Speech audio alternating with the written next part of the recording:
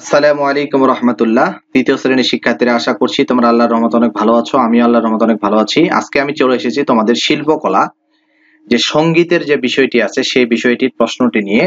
এটা একটা নমুনা প্রশ্ন, বাট এর বাইরে কোনো কিছু আসবে না। আমি আজকে তোমাদেরকে যেগুলো দিব এগুলো যদি তোমরা ভালো করে প্র্যাকটিস করে যাও তাহলে ইনশাল্লাহ তোমরা এগুলোর মধ্যেই কমন পাবে। 100% গ্যারান্টি দিয়ে বলছি। ওকে, তো দেখো, আমাদের বিষয়টি হচ্ছে শিল্পকলা সঙ্গীত। আমাদের এখানে দুই টাইপের প্রশ্ন আসবে। এক নম্বরে এখান থেকে আমাদেরকে দুইটা প্রশ্নের উত্তর দিতে হবে, যে গান কাকে বলে, তারপরে গানের কয়টি অংশ, কি কি, তাল কত প্রকার ও কি কি, দুইজন সঙ্গীত শিল্পীর নাম বলো, দুইজন সুর সাধকের নাম বলো, পাঁচটি বাদ্যযন্ত্রের নাম বলো। ওকে, এটা ছিল আমাদের। এখান থেকে আমাদেরকে দুইটা প্রশ্নের উত্তর দিতে হবে, আমরা 20 নাম্বার পেয়ে যাব। তারপরে দেখো, এখান থেকে আমাদেরকে উত্তর দিতে হবে তিনটা, কি কি।